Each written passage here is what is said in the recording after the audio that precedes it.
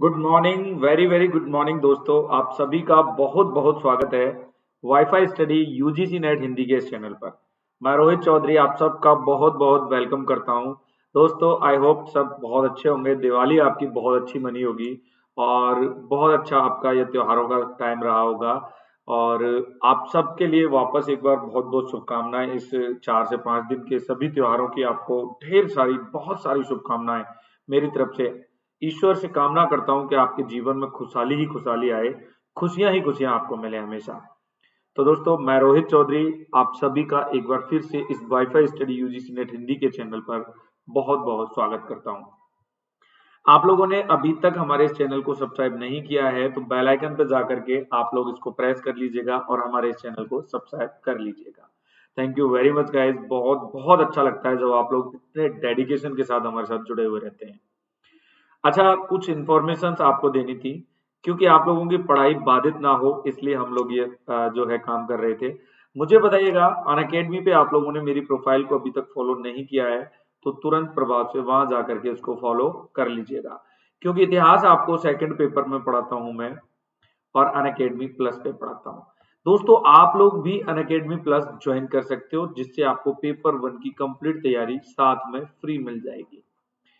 Fees में 10% discount के लिए आप लोग आपका अपना रेफरल कोड रोहित सर 10 लगा सकते हैं किसी भी कैटेगरी में, जरूर नहीं यूजीसी में। जिस कैटेगरी में भी आपको लगता है कि किसी को प्लस का सब्सक्रिप्शन लेना है, उस कैटेगरी में भी आप लोग आपका अपना referral code Rohit sir 10 use कर सकते हैं, जो आपके लिए बहुत बेनिफिशियल रहने वाला है। तो guys, thank you very much. आप सबके लिए बहुत बहुत धन्यवाद आप सबका। मैं बात कर रहा था आप लोगों से अनअकैडमी पे मेरी प्रोफाइल को फॉलो करने की, अनअकैडमी पे मेरे साथ जुड़ने की। तो आप लोग कंप्लीट अगर यूजीसी नेट की प्रिपरेशन पेपर 1 और पेपर 2 की प्रिपरेशन करना चाहते हैं तो आप लोग मेरा रेफरल कोड यूज करते हुए रोहित सर 10 अनअकैडमी का प्लस सब्सक्रिप्शन ले सकते हैं और उसके ही साथ मेरी प्रोफाइल को फॉलो कर सकते हैं, जिससे आपको क्या है, कंप्लीट तैयारी घर बैठे मिल जाएगी। चलिएगा, बहुत बहुत थैंक यू वेरी मच सबके लिए। मैंने लास्ट वीडियो में आपको बताया था कथन के साथ में कार्यवाही को कैसे अंजाम देना है। तो कथन के साथ में कार्यवाही वाला टॉपिक मैंने आप लोगों को कंप्लीटली करवा दिया था। आज मैं आपसे बात करूंगा कथन कार्यवाही के कुछ बेहतरीन क्वेश्चंस की। यहाँ पर मैंने आपको निर्देश दिए हैं, ठीक है। यहाँ पर मैंने आपको निर्देश दिए हैं कि पहले से लेकर के 10 तक के क्वेश्चंस पे हम लोगों को यही निर्देश जो है वो फॉलो करने हैं, ठीक है।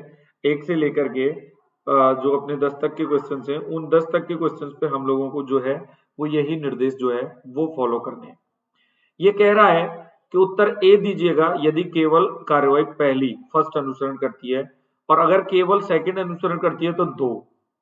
या तो कार्रवाई फर्स्ट या कार्रवाई सेकंड में से कोई एक करती है, आइदर और का केस है तो सी ऑप्शन। नाइदर नोर का केस है कि ना तो फर्स्ट ना सेकंड, तो डी ऑप्शन। और पांचवा ऑप्शन और आता है इस टाइप के क्वेश्चंस में, यदि फर्स्ट और सेकंड दोनों ही कार्यवाहियां अनुसरण करती हैं तो आप पांचवा ऑप्शन दे सकते हैं। चलिएगा, बढ़ते हैं आज के शानदार क्वेश्चंस के साथ आगे। आप सब के लिए बहुत बहुत धन्यवाद, आप सबका बहुत बहुत स्वागत है। मेरे साथ लॉजिकल रीजनिंग पढ़ रहे हैं आप लोग wifi study UGC net Hindi के इस चैनल पर। और हम लोग आज की क्लास में टॉपिक जो कवर कर रहे हैं वो कथन और कार्यवाही के कुछ क्वेश्चंस की प्रैक्टिस यहाँ पे मैं आपको करवा रहा हूँ, क्योंकि नियम नियम मैंने पिछले टाइप में आपको पिछले वीडियोज में, जस्ट जो कल आपने वीडियो देखा था सुबह 11 बजे, उस वीडियो में मैंने नियम आपको समझा दिए थे। तो मैं बात करता हूं, पहला एक कथन, मेरा एक कथन यहाँ पे मैं लेके आया हूं। इस कथन में अगर हम बात करें तो पिछले कुछ महीनों से अड़ोस पड़ोस में चोरी की घटनाओं को रोकने में पुलिस की अकर्तव्यता या अकर्मण्यता को उजागर करने के लिए निवासियों की ओर से ज्ञापन देने के लिए बड़ी संख्या में लोग पुलिस स्टेशन पर खड़े हुए हैं। एक्चुअली क्या है कि मान लो कि आप जिस घर, जिस मोहल्ले, जिस कॉलोनी में रहते हो, वहां पर कुछ महीने से लगातार आपके अड़ोस पड़ोस में चोरी की घटनाओं को अंजाम दिया जा रहा है। चोरी की उन घटनाओं को जब अंजाम दिया जा रहा है तो चोर पकड़ने में आ नहीं रहे, पुलिस कुछ कर नहीं रही, तो पुलिस की अकर्तव्यता को उजागर करना चाहते हैं लोग, जो स्थानीय निवासी हैं वो क्या करेंगे, अपने किसी एक नेता को, जनप्रतिनिधि को इकट्ठा करेंगे जो अच्छा वक्ता हो, जो बात कर सकता हो। तो ऐसा आपने देखा होगा ना नॉर्मली कि वो लोग इकट्ठा होकर के कहाँ चले गए, पुलिस स्टेशन पर चले गए। अब ये जब लोग पुलिस स्टेशन पे गए हैं तो आपको याद रखना है कि ये भीड़ का रूप है। ये किसका प्रारूप है? भीड़ का रूप है। और ऐसे प्रदर्शनों पर हमेशा भीड़ जो है वो उग्र रूप में रहती है, गुस्साए रूप में रहती है। तो बड़े धैर्यपूर्वक हम लोगों को ऐसी सिचुएशन को हैंडल करना चाहिए।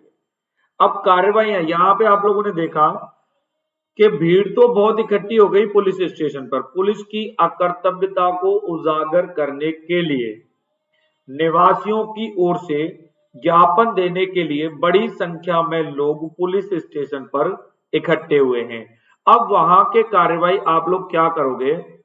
आप मान लो कि निवासियों के प्रतिनिधियों से बात करने के लिए पुलिस प्राधिकरण को एक टीम बनानी चाहिए और उन्हें आश्वस्त करना चाहिए कि इस तरह की घटनाओं को रोकने के लिए उचित उपाय किए जाएंगे। भाई मेरी तरफ से तो यह कार्रवाई एकदम सटीक ठहरती है, 100% क्या 1000%। बहुत अच्छी बात कही। कोई भी एक पुलिस प्राधिकरण का अधिकारी उन प्रतिनिधियों से बात करे, आके उनको समझाए कि हम इस काम के लिए एक स्पेशल फोर्स, स्पेशल टीम गठित कर रहे हैं जो आपके क्षेत्र पे काम करेगी और चोरों को पकड़ने के लिए हम उचित उपाय अपनाएंगे। इससे क्या होगा? लोगों को आश्वासन मिलेगा। आश्वासन मिलेगा तो वो आश्वस्त होंगे, और आश्वस्त होंगे तो वो शांत तरीके से चले जाएंगे। 100%, 1000% मेरी तरफ से ये कार्रवाई डन है, पूरी सही है। दूसरा क्या कह रहा है कि पुलिस प्राधिकरण को पुलिस स्टेशन के बाहर इकट्ठा हुए लोगों को चले जाने की सलाह देनी चाहिए और तुरंत कार्रवाई का वादा करना चाहिए। नहीं, अगर आप लोग उनको वहां से जाने की सलाह देंगे तो वो लोग उग्र हो जाएंगे, वो लोग उग्रता धारण कर सकते हैं, वो लोग प्रदर्शन तेज कर सकते हैं। ऐसी सिचुएशन में तो उनको भेजना नहीं चाहिए, उनको बिठाना चाहिए, उनको चाय कॉफी पानी पिलाना चाहिए कि भैया यहाँ बैठो, हम आपके बात से हम आपके सहमत हैं, आपका दुख बड़ा जायज है, हम पुलिस हैं, आप फिर भी आप लोगों की रक्षा नहीं कर पा रहे। तो उनको ठंडा पानी पिला के बड़े धैर्य से उनसे बात करनी चाहिए। अगर गलती से आप लोगों ने उनसे ये कह दिया कि नहीं नहीं आप यहाँ से जाओ, हम कार्रवाई करेंगे, वादा कर दिया, कुछ नहीं होता। ऐसे वादे से पुलिस क्या करेगी? उठा के है ऐसा काम करेगी तो जनता क्या करेगी? उठा के पुलिस थाना फूंक देगी। ऐसी घटनाएं, ऐसी कहानियां, ऐसी कार्रवाइयां अखबारों में आए दिन आपको पढ़ने के लिए मिलती रहती हैं कि पुलिस के साथ आम जन लोगों की झड़प हो गई। तो गाइज यही चीज सीखनी है यार। क्या इतना इंटरेस्टिंग कॉन्सेप्ट है, लॉजिकल रीजनिंग, बस थोड़ा सा लगाना है, ज्यादा नहीं लगाना। ज्यादा लगा देते हो तो गलत हो जाता है, बिल्कुल नहीं लगाते हो तो गलत हो जाता है। इतना सा लगाया करो, नियम को याद रखते हुए चलेगा। आगे बढ़ते हैं। नेक्स्ट क्वेश्चन है, सेकंड नंबर का कथन क्या कहता है कि शॉर्ट सर्किट के डर से स्कूल बिल्डिंग से निकलने के प्रयास में मची भगदड़ में कम से कम 5 विद्यार्थियों की मृत्यु हो गई। ओ हो, सिट सिट सिट, ये क्या हुआ यार? ये क्या कह रहा है कि शॉर्ट सर्किट हो गया। शॉर्ट सर्किट के डर से स्कूल की बिल्डिंग थी, मान लो आप किसी स्कूल में पढ़ रहे हैं, ऊंची बिल्डिंग है उसकी, ठीक है, उस ऊंची बिल्डिंग में आप पढ़ रहे हो और वहां पे अचानक शॉर्ट सर्किट हो गया। शॉर्ट सर्किट से क्या हुआ? स्कूल की बिल्डिंग में आग लग गई। और जब स्कूल की बिल्डिंग में आग लग गई तो वहां भगदड़ मचेगी, निश्चित है। उस भगदड़ में कम से कम 5 स्टूडेंट की क्या हो गई? डेथ हो गई, 5 विद्यार्थियों की मृत्यु हो गई। अब भैया क्या कार्रवाई करोगे? स्कूल के प्रिंसिपल को तुरंत गिरफ्तार कर लिया जाए। क्यों? क्या खोट है प्रिंसिपल का? क्या दोष है? इलेक्ट्रिकली फॉल्ट है, कोई जानबूझ के तो करेगा नहीं, बताओ मुझे। अरे आपके घर में भी तो शॉर्ट सर्किट हो जाता है, तो आपके घर के मुखिया को गिरफ्तार कर लिया जाए क्या? नहीं। तो स्कूल के प्रिंसिपल को तुरंत गिरफ्तार कर लिया जाए, नहीं किया जाए, मैं नहीं मानता इसको। सरकार को स्थायी रूप से स्कूल बंद करने के तुरंत आदेश देने चाहिए। नहीं, गलत। हाँ, अगर स्थायी की जगह अस्थायी होता तो ये सही हो जाता, क्योंकि अस्थायी रूप से सरकार को अस्थायी रूप से 2, 5, 10 दिन के लिए स्कूल को बंद कर देना चाहिए, क्योंकि ऐसे भी किस्सों में, कहानियों में भीड़ के द्वारा उग्र प्रदर्शन करने की उम्मीद रहती है। तो स्कूल को अस्थायी रूप से 2, 5 दिन के लिए शांत कर देना चाहिए, बंद कर देना चाहिए। उसके बाद जैसे ही माहौल सही होता है ना, उसके बाद उसको खोल देना चाहिए। तो अस्थायी होता तो सही होता, बट अब इसने स्थायी लिखा है तो गलत है। तो दोनों ही कार्यवाहियां वैध नहीं होंगी। आई होप आप लोगों को बहुत अच्छे से समझ में आ रहा होगा। Thank you very much guys इस वीडियो को देखने के लिए। आप पढ़ रहे हैं लॉजिकल रीजनिंग में कथन और कार्यवाही मेरे साथ wifi study UGC net Hindi के इस चैनल पर, और एक बार आप सभी का बहुत बहुत स्वागत है। चलिएगा क्वेश्चन नंबर 3 की तरफ आगे बढ़ते हैं। कथन नंबर 3 क्या कहता है? आमने सामने से आने वाली दो लोकल पैसेंजर ट्रेनें टकरा गईं। अरे बढ़िया हुआ, क्योंकि सिग्नलिंग सिस्टम थोड़ी देर के लिए बंद पड़ गया था। अब भाई सिग्नलिंग सिस्टम क्यों बंद पड़ा? आमने सामने से आने वाली दो लोकल पैसेंजर ट्रेनें टकरा गईं। कहीं भी आपको इसमें जनहानि के बारे में नहीं बताया गया है कि इन लोकल पैसेंजर ट्रेनों को टकराने के बाद, क्योंकि कथन पे भी आपको फोकस करना होता है, कथन के बाद बाहर की चीजों पे भी ध्यान नहीं देना। सिर्फ हुआ क्या है, लोकल पैसेंजर ट्रेनें टकराई हैं क्योंकि सिग्नलिंग सिस्टम थोड़ी देर के लिए क्या पड़ गया था, बंद पड़ गया था। अब ट्रेनों के जो मोटरमैन होते हैं उनकी सेवाएं तत्काल समाप्त कर देनी चाहिए। यार क्यों कर देनी चाहिए? टेक्निकल मिस्टेक हो सकती है, जरूरी है कि उनका फॉल्ट हो। सिग्नलिंग सिस्टम थोड़ी देर के लिए बंद पड़ गया था। इस बंद पड़ने में कहीं भी इस क्वेश्चन में, इस कथन में इन व्यक्तियों की लापरवाही तो नहीं दिखाई गई। ऐसा कहा गया है कि लापरवाहियों के कारण, मोटरमैनों की लापरवाही के कारण वो बंद पड़ा, तो उनको समाप्त करना चाहिए उनकी सेवाओं को, क्योंकि वो लापरवाह हो गए। लेकिन मुझे लगता कि उन लोगों ने कहीं भी लापरवाही की है। वो कुछ भी हो सकता है, टेक्निकल फॉल्ट हो सकता है, तो ये गलत होगा। तत्काल आप कठोर निर्णय ले रहे हैं, कठोर निर्णय नहीं लेना चाहिए, गलत है। सेकंड क्या कह रहा है? सिग्नलिंग सिस्टम की कार्यप्रणाली को समीक्षा करने के लिए सरकार को तत्काल एक टास्क फोर्स का गठन करना चाहिए। बिल्कुल, ये एकदम से सही है भैया, एक फोर्स का गठन करो कि सिग्नलिंग सिस्टम की समीक्षा करो, उसकी कार्यप्रणाली की समीक्षा करो, उसमें फॉल्ट क्यों आया, उसमें किसी व्यक्ति की लापरवाही निकली, टेक्निकल इश्यू निकला, या किसी मशीनरी का कोई फॉल्ट निकला, तो ये सब चीजें पकड़ने के लिए तो यहाँ पे सेकंड अपना कार्यवाही वैध है। सही का मतलब क्या हो गया? वैध है। तो आई थिंक आप लोगों को बेहतर समझ आ रहा होगा मेरे साथ। चलिएगा आगे बढ़ते हैं हम लोग क्वेश्चन नंबर 4 पर। एक निजी एयरलाइन कंपनी के प्रबंधक द्वारा दो पायलटों को बर्खास्त किए जाने के विरोध में सतत चौथे दिन भी पायलटों द्वारा काम पर आने से इनकार किए जाने पर उस कंपनी की लगभग 90% उड़ानें रद्द कर दी गई। अब कार्यवाही क्या करनी है? इस संकट को समाप्त करने के लिए सरकार को इस एयरलाइन कंपनी के प्रबंधक को तुरंत बर्खास्त कर पायलटों को पुनः बहाल करने के आदेश देने चाहिए। भाई नहीं नहीं नहीं, ऐसा नहीं होगा। क्यों नहीं होगा? देखो, प्राइवेट एयरलाइन है, उसके प्रबंधकों के द्वारा दो पायलटों को बर्खास्त कर दिया गया। मैनेजमेंट ने दो पायलटों को नौकरी से निकाल दिया। अब इसके विरोध में सब पायलटों ने हड़ताल कर दी और आज चौथा दिन है हड़ताल का। लगभग 90% उड़ानें उसकी रद्द हो गई। तो कस्टमर को परेशानी हो रही है, पैसेंजर को दिक्कत हो रही है, तो ठीक है। अब संकट आ गया इस तरीके का क्योंकि गवर्नमेंट जो एयरलाइन है उस पे तो पूरा खर्चा मैनेज नहीं होता ना। तो इस संकट को समाप्त करने के लिए सरकार को इस एयरलाइन कंपनी के प्रबंधन को तुरंत बर्खास्त कर नहीं, पायलटों को पुनः बहाल करने के आदेश देने चाहिए। नहीं नहीं नहीं, क्या पता पायलटों की कोई गलती थी या नहीं थी, गलती थी या नहीं थी, तो निजी सेक्टर का मामला है, सरकार को इसमें हस्तक्षेप नहीं करना चाहिए। समझ रहे हो ना? वो अपने आप संभालेंगे। आपको क्या करना है? सरकार को तुरंत असहाय यात्रियों की सहायता के लिए प्रबंधन और पायलटों के बीच के गतिरोध को समाप्त करने के लिए कदम उठाना चाहिए। ये सही है कि भाई कैसे भी हम लोग इतना हस्तक्षेप तो नहीं करेंगे आपके कि हम आपको हटा दें कि क्या कर दें, बट हम आपको ये ऑर्डर देते हैं, चाहे आप अपनी हड़तालें जारी रखो, चाहे आप अपनी हड़तालें चलाओ, आप लोग इन असहाय यात्रियों की मदद करो। तो कार्रवाई सेकंड वैध है और कार्रवाई फर्स्ट अवैध है। आई थिंक आप लोगों के दिमाग में पूरा पूरा कॉन्सेप्ट आ गया होगा कि मैं क्या कहना चाह रहा हूं आप लोगों से। समझ रहे हैं ना आप लोग? 101% आ गया होगा, कोई दिक्कत नहीं आ रही होगी। चलिएगा बढ़ते हैं आगे क्वेश्चन नंबर 5 की तरफ। शहर के स्थानीय बाजार का बड़ा हिस्सा शॉर्ट सर्किट के कारण लगी आग में जल गया और माल व संपत्ति का भारी नुकसान हुआ है। इलेक्ट्रिकल फिटिंग लगाने और उनका रखरखाव करने के बारे में सरकार को सभी स्थापनाओं को कड़े दिशा निर्देश जारी करने चाहिए। बिल्कुल सही बात है, ताकि भविष्य में ऐसी घटनाओं को होने से रोका जा सके। सरकार को सभी बाजारों को शहर के बाहरी इलाकों में ले जाकर बसा देना चाहिए। नहीं, गलत। बाजार शहर से बाहरी इलाकों में नहीं होने चाहिए क्योंकि आमजन को हर छोटी मोटी चीजें खरीदारी करने के लिए परेशानी आएगी।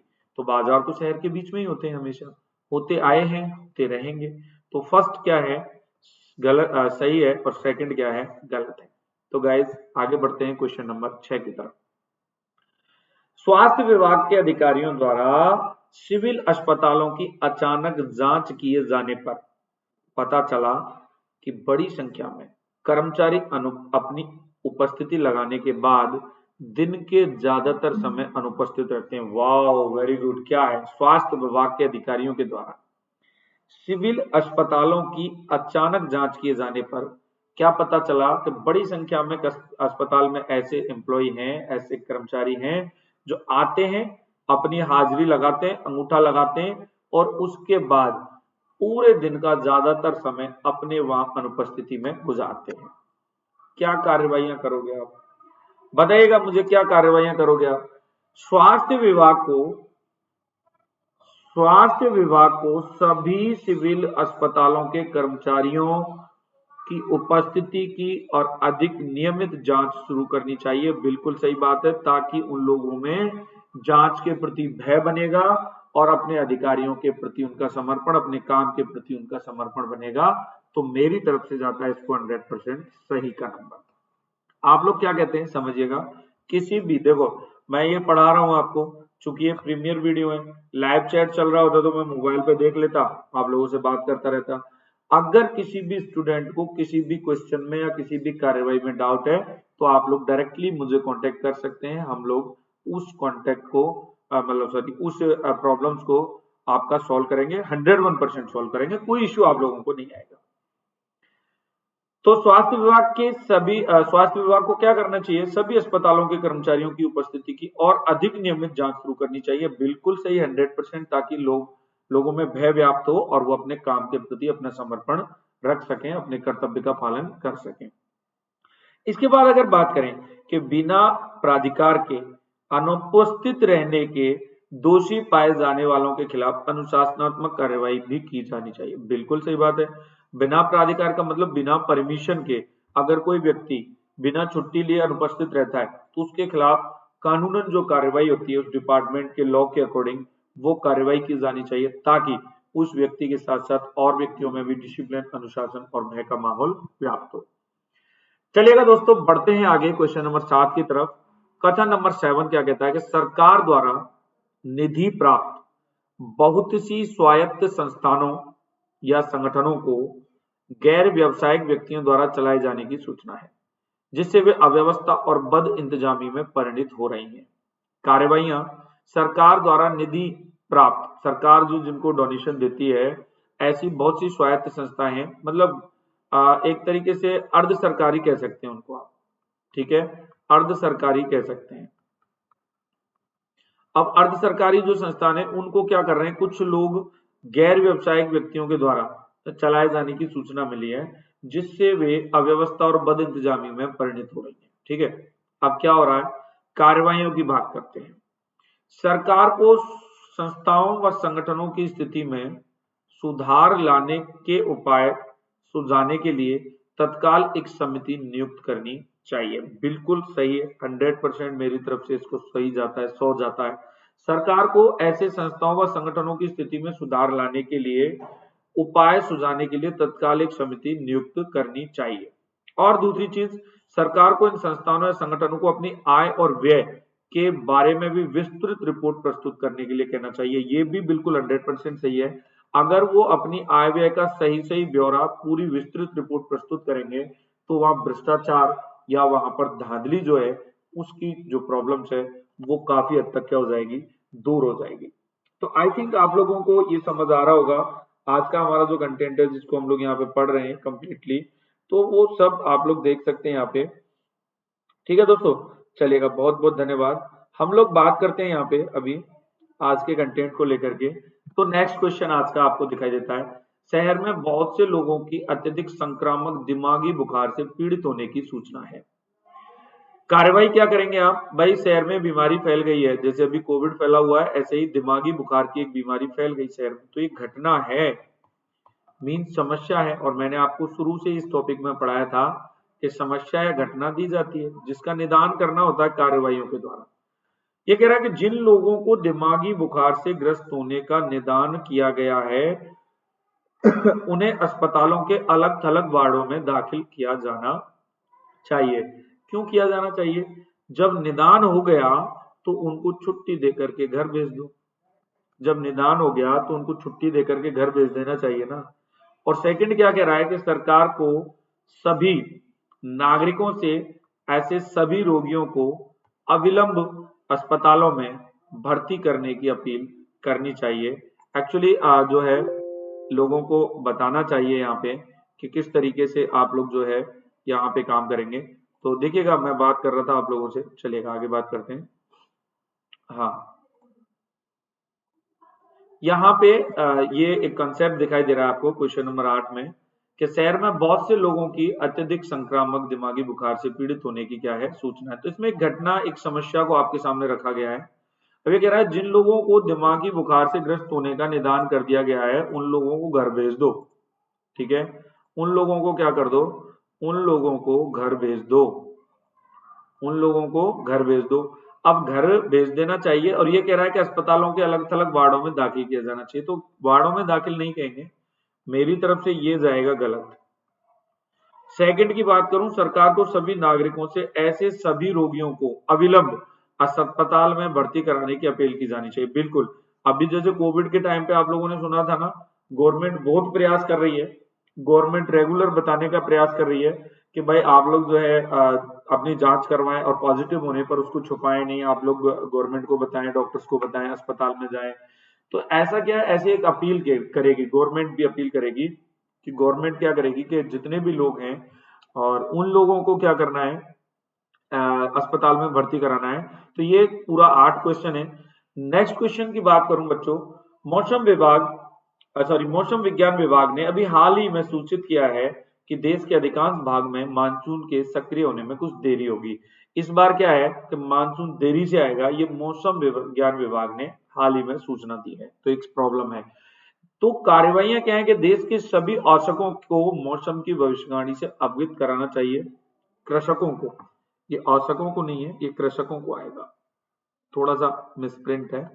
देश के सभी कृषकों को मौसम की भविष्यवाणी से अवगत कराना चाहिए तथा उनको स्थिति के सामने करने के लिए तैयार स्थिति का सामना करने के लिए तैयार रहने के लिए तैयार कहा मतलब रहने के लिए कहा जाना तैयार रहने के लिए कहा जाना चाहिए। तो ये बिल्कुल सही है।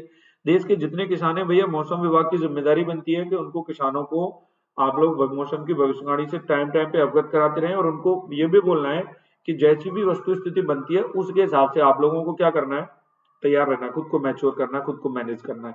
तो ये मेरे हिसाब से क्या हो जाएगा, बिल्कुल 100% सही हो जाएगा। अगर हम लोग सेकंड की बात करेंगे, सरकार को सूखाग्रस्त क्षेत्र के लिए पीने के पानी का समुचित प्रबंध करना चाहिए। ठीक है, तो एक्चुअली ये यहाँ पर वैध नहीं है, क्योंकि ये हमारे यहाँ पर पीने के पानी के जैसा कोई फॉल्ट यहाँ पे दिखाई नहीं दे रहा है। पीने के पानी के जैसा कोई फॉल्ट यहाँ पे दिखाई नहीं दे रहा है, तो ये यहाँ पर वैध नहीं होगी, क्योंकि वहां पर थोड़ा सा मानसून लेट हो रहा है। बस ये, ऐसा कुछ नहीं है कि अकाल पड़ेगा, बारिश नहीं होगी, पीने का पानी खत्म हो जाएगा, तो वो कनेक्टेड नहीं है ना। तो धारणा जो है हमारी, वो कथन से कनेक्टेड भी तो होनी चाहिए। तो ये पूरा एक कॉन्सेप्ट रहेगा। यही बच्चों बात करते हैं क्वेश्चन नंबर 10 की। अभी हाल ही में देश में चीतों की गणना की गई तथा पाया गया कि आरक्षित अभियान में से कुछ चीते लुप्त हैं। आरक्षित अभियान जो रिजर्व आपके जो है अभ्यारण्य होते हैं। कार्यवाही फर्स्ट है, सरकार को चीता आरक्षित अभियानों में से बचे हुए चीतों की रक्षा के लिए कड़ा प्रबंध करना चाहिए। बिल्कुल सही बात है, क्योंकि जब वहां से भी गायब हो गए तो भैया जो बचे हुए हैं वो भी तो गायब हो सकते हैं। तो सबसे पहले तो उनकी रक्षा के लिए कड़ा प्रबंध करो। और सेकंड की बात कर रहा है कि सरकार को लुप्त हुए चीतों के लिए उत्तरदायी अपराधियों का तुरंत पता लगाना चाहिए। 100% सही है, राष्ट्रीय धरोहर है ये। ठीक है, बाघ हमारा राष्ट्रीय पशु है, तो इनका आपको क्या करना है, चीतों का, बाघों का, राष्ट्रीय संपत्तियों का आपको जो है ख्याल रखना है। तो guys thank you very much, आप सबके लिए बहुत बहुत धन्यवाद। आज का कंटेंट आपका पूरा हुआ और आप लोगों से मिलकर के इतना मन प्रसन्न हुआ, बेहद मन प्रसन्न हुआ कि दिल गदगद हो गया। बहुत मजा आया आज के कंटेंट में। पूरे 10 सवाल प्रैक्टिस में मैंने आपको करवाए। थैंक यू वेरी मच आप सबके लिए। मैं आपसे नेक्स्ट क्लास में कल वापस 11 बजे मिलता हूं। तब तक के लिए thank you, take care, bye bye.